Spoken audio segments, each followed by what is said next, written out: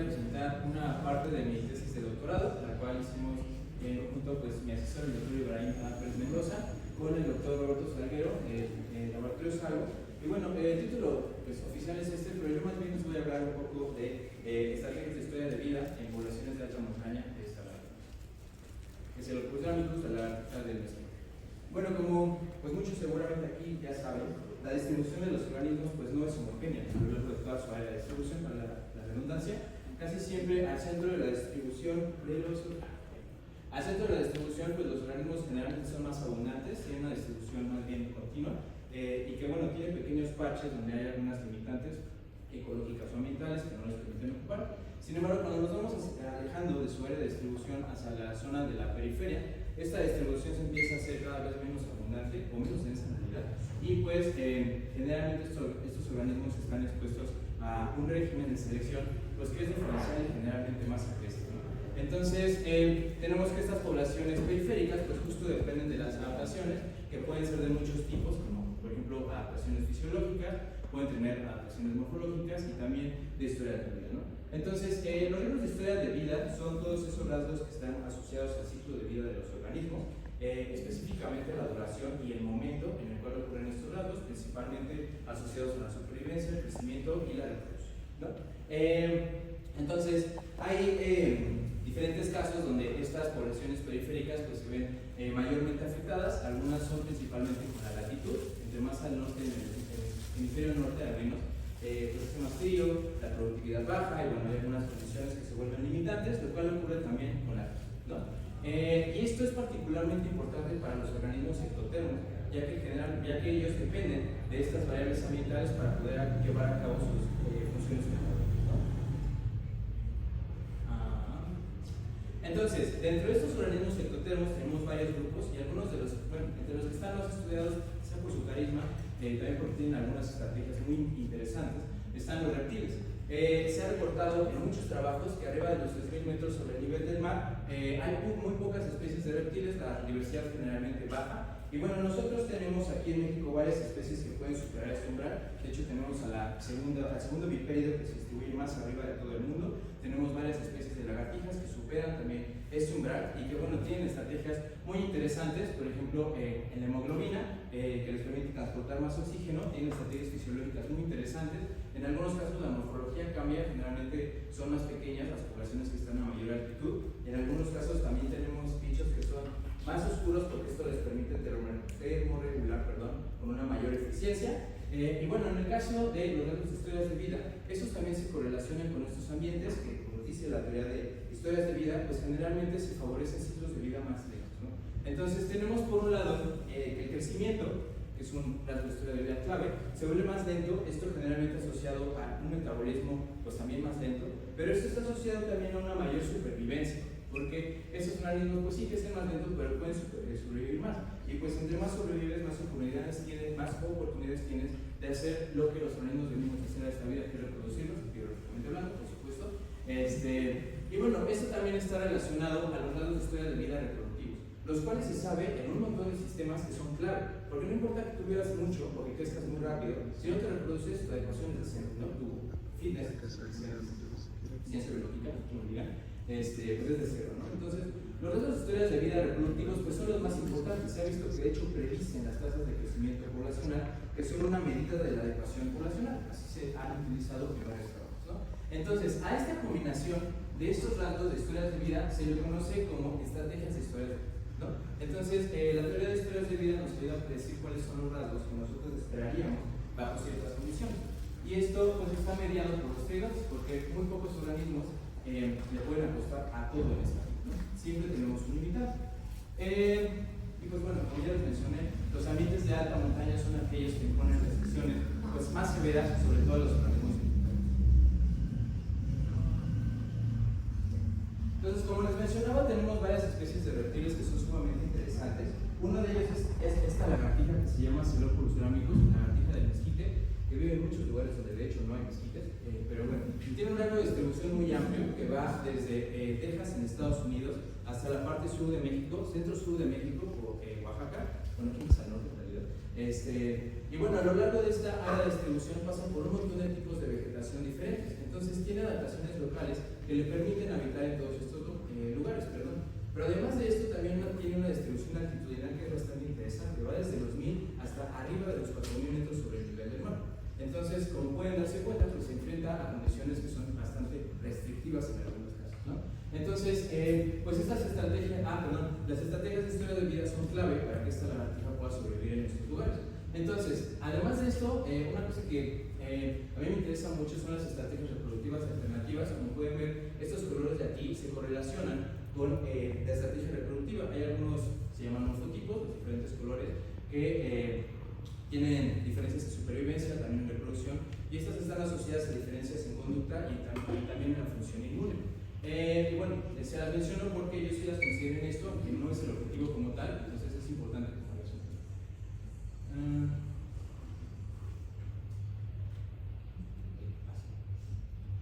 Entonces, con base en esto, yo les voy a hablar de algunas hipótesis que puse a prueba con poblaciones de esta lagartija. La primera es que los ambientes desafiantes de alta montaña se correlacionarán más bien con un menor tamaño de camada y un mayor tamaño de los neonatos, es lo que se espera según la teoría de historias de vida. Asimismo, lo que esperamos es que la supervivencia sea más alta en estas poblaciones de alta montaña. También esperamos que, como yo les mencionaba, estos bichitos, hay algunos a los que les encanta estarse peleando en temporada reproductiva. Entonces esperamos que justo en esta temporada, cuando los machos pues les importa más el estarse peleando por un territorio, ignoran a los depredadores y además pues tienen efectos negativos en la adecuación porque se puede pelear muy feo. Esperamos que ahí la supervivencia sea menor, mientras que en el caso de las hembras lo que esperamos es que la gestación imponga un costo, como se ha observado en muchos otros modelos. Porque, bueno, pues, claro, van cargando los chamacos, ¿no? Entonces les cuesta trabajo moverse, les cuesta trabajo termorregular, les cuesta trabajo alimentarse y pues esto impone un costo de supervivencia.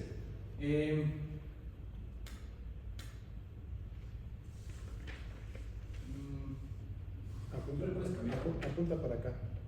¿Para allá? Sí. Ok. Perdón. Entonces, bueno, también lo que esperamos es que este ambiente de alta montaña esté correlacionado con un menor reclutamiento. Sin embargo, lo que esperamos es que por estas estrategias de historias de vida, la tasa de crecimiento poblacional sea estable a través del tiempo, ¿no? O sea, abarque el 1, lo cual representa que la población está pues estable, se mantiene en el tiempo. Y bueno, nosotros lo que hicimos fue incluir el efecto de los morfotipos en los modelos justo para pues, considerarlo, saber qué es lo que pasa en la supervivencia y en el reclutamiento entre morfotipos, ¿no? Para saber cómo influye el morfotipo. Les digo, en este trabajo al menos no es como el principal objetivo. Ya no les voy a mencionar esto de los morfos, estos son los colores. Nosotros aquí solamente encontramos este color, el amarillo, y encontramos también a que le llaman gris o blanco según el autor. Y bueno, básicamente lo que hicimos fue dividirlos en amarillo y no amarillo, porque realmente de este bichito, el anaranjado, casi no encontramos ninguno en nuestras poblaciones. Entonces, por eso decidimos nada más amarillo y no amarillo, para cuestiones de simplicidad. Estas son nuestras poblaciones, tenemos una en el Ajusco, que es esta de acá. Aquí no van a ver mapas bonitos, yo soy demógrafo, perdón. Entonces, esta es la del Ajusco, que es esta de aquí. Esta le decimos Gaviones, que está en la parte intermedia del volcán La Malinche, en el estado de Oaxaca.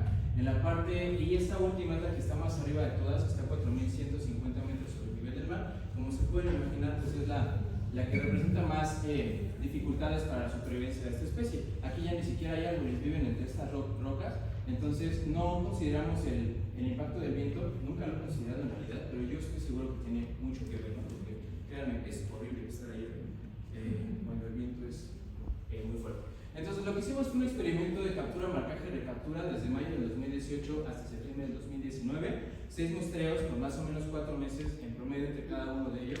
Lo que hacíamos era capturar las lagartijas con uso de una caña o con las manos. Lo que hacíamos también era marcar cada uno de los sitios donde encontrábamos a las lagartijas para regresarlas al sitio exacto de captura. Obviamente marcamos la banderilla. Las lagartijas pues se cauterizaban, se les ponían puntitos. Sé que suena horrible, pero créanme que es mejor que cortarles los dedos. Entonces, pues así podemos identificarlas individualmente. Con esto construíamos historias de captura y esto lo pasamos a unos modelos que se llaman modelos Pradel. Propuso Roger Pradel en el 94, y que básicamente lo que hacen es calcular la probabilidad de supervivencia aparente, la probabilidad de reclutamiento y la probabilidad de captura, ¿no? Esto todo hecho en el programa programa MAR que utiliza rutinas de máxima verosimilitud para calcular todas estas probabilidades. Entonces, la probabilidad de supervivencia y de reclutamiento nosotros la modelamos bajo diferentes, el efecto de diferentes cosas, ¿no? Primero, un modelo nulo, que es el que tiene el puntito, que es un modelo como de solo intercepto, el cual solo nos dice que no hay diferencias. P es diferencias entre el tiempo entre cada operación de captura, sexo, diferencias entre machos y hembras. La temporalidad, incluimos los momentos de la reproducción en los machos, lo que les decía de que se pelean, y de las hembras cuando están gestantes. El más significa que hay un efecto aditivo entre el sexo y la temporalidad, y el asterisco significa que hay un efecto más bien interactivo en estas variables. La probabilidad de captura la calculamos como diferente entre sexo, constante o por temporada, y la tasa de crecimiento poblacional es un parámetro derivado que nos dan estos modelos, ocupando precisamente la supervivencia y el reclutamiento. Escogimos el mejor modelo con base en la IC, perdón, se me está acabando el tiempo, si tienen alguna duda después, si me acabo el tiempo, me pueden preguntar. Terminando. Entonces, el esfuerzo reproductivo lo calculamos capturando a las hembras cuando estaban preñadas en 2019 y 2022. Lo que hicimos fue mantenerlas en terrario en laboratorios que tuvieron la luz. Registramos el tamaño de la camada, la masa y la longitud cicloplaca de cada neonato. Lo registramos y bueno, de todos los bichos tomamos un corrector de la parte ventral, el sexo, masa, longitud cicloplaca y bueno, lo que hicimos con estos datos fue corregirlos por el tamaño porque se sabe que todos estos rasgos reproductivos son dependientes del tamaño de la madre. Entonces hay que corregir ese efecto. Para eso utilizamos la ecuación alométrica que propuso Thorpe en el programa en el paquete GloopStruct, utilizando R 4.1.2, todo lo demás lo hicimos también en R. Hicimos pruebas de normalidad, Shapiro-Wilk. Si los datos eran normales, utilizamos ANOVA, si no, pues Wallis. Bueno, esto son pruebas bastante comunes, entonces no voy a mencionar detalles, supongo. Entonces, para la masa relativa de camada, que se me pasó decirles, pero la calculamos según Shine, es nada más la. Para allá.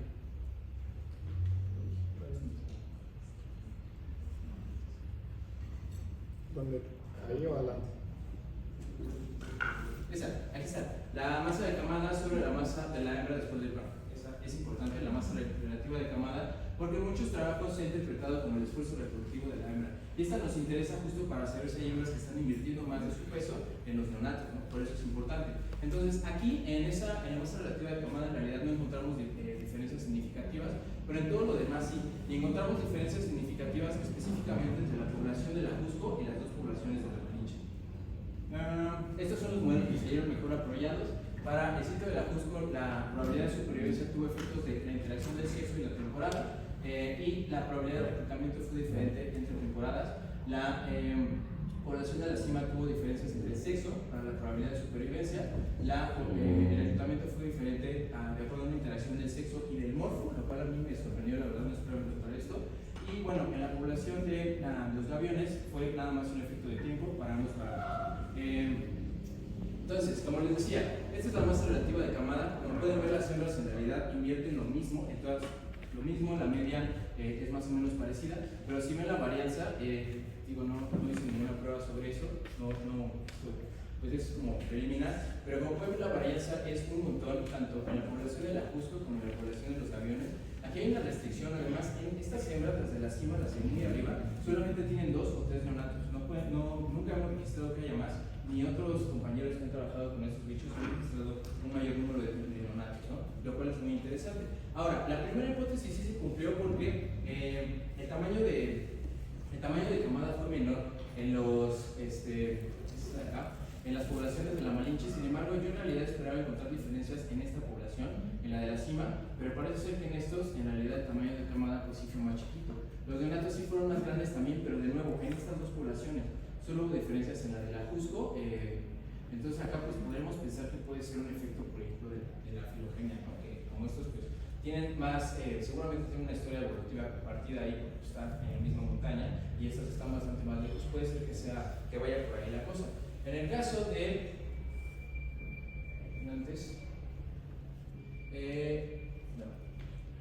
en el caso de la supervivencia, en realidad pues no podemos sostener ninguna de nuestras hipótesis. Como pueden ver, los intervalos de confianza son enormes, entonces realmente no hay diferencias entre ninguno de estos.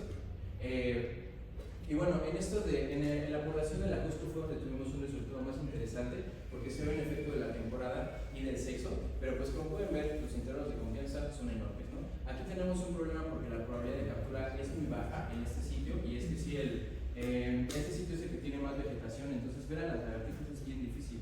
Aparte aquí, por alguna razón cuando te ven luego se van.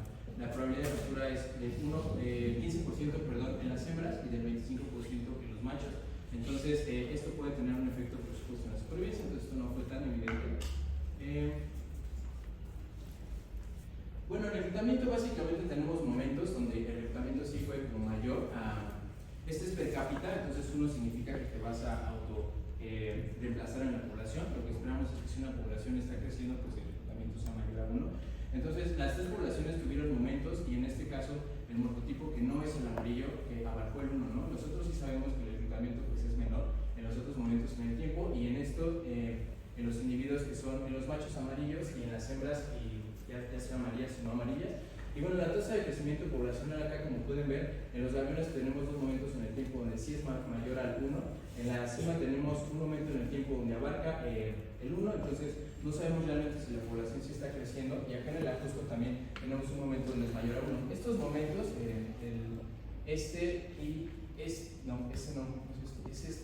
el que coincide con la temporada previa a la reproducción, entonces es cuando los organismos generalmente se reclutan. Estos hechos son el ciclo de vida anual. Bueno, se me acabó el tiempo, no pude hablar mucho en esto, pero bueno, básicamente el patrón de datos reproductivos sí coincide con lo esperado en ambientes que son agrestes, que son difíciles para los organismos. El patrón de supervivencia realmente no es tan claro. Y bueno, aquí algo interesante es que los machos no amarillos tienen esta ventaja en reclutamiento en la población de la cima. Hay muchos trabajos que demuestran que la coloración tiene un trade-off con la función inmune, entonces en lagartijas en específico. Entonces por ahí puede ser la cosa, ¿no? Puede ser que el amarillo, si bien tiene una ventaja en cosas de interacciones de selección sexual, que aquí nosotros no lo hemos detectado, de hecho, puede ser que acá pues vaya por ahí la cosa, ¿no? Que pueda estar imponiendo una restricción en cuanto al sistema inmune. Ahora, la tasa de crecimiento poblacional, nosotros después la calculamos ya como constante, sin meterte fruto de nada, y en la cima tenemos una tasa de crecimiento poblacional negativa, mientras que en los dos sitios no. Entonces, en la cima les está yendo mal. Parece ser que la estrategia de historias de vida no compensa para poder seguir en esta población. Y de hecho, en otro trabajo que hicimos, donde ya hicimos estas cosas de los mapas de modelado de distribución, obviamente yo solo hice la parte demográfica, vimos que las poblaciones de alta montaña sí están decreciendo, con todo y que no hay ningún trabajo que mencione que esta lagartija está en ningún tipo de peligro. Ahora es importante mencionar que estas poblaciones periféricas normalmente están aisladas de lo demás, ¿no? Del resto de la población, de la especie, perdón. Y por ejemplo, en este sitio de la Malinche hay algunos investigadores que proponen que es una especie diferente. Entonces, si bien nosotros, como es una especie de distribución muy amplia, no nos preocupamos por ella, puede ser que aquí estemos perdiendo algo que pues, ni siquiera hemos detectado, ¿no? Entonces, es muy importante que prestemos atención a todos estos sitios que están ahí dispersos. Perdón, siempre me tardo mucho, disculpen, pero bueno, gracias.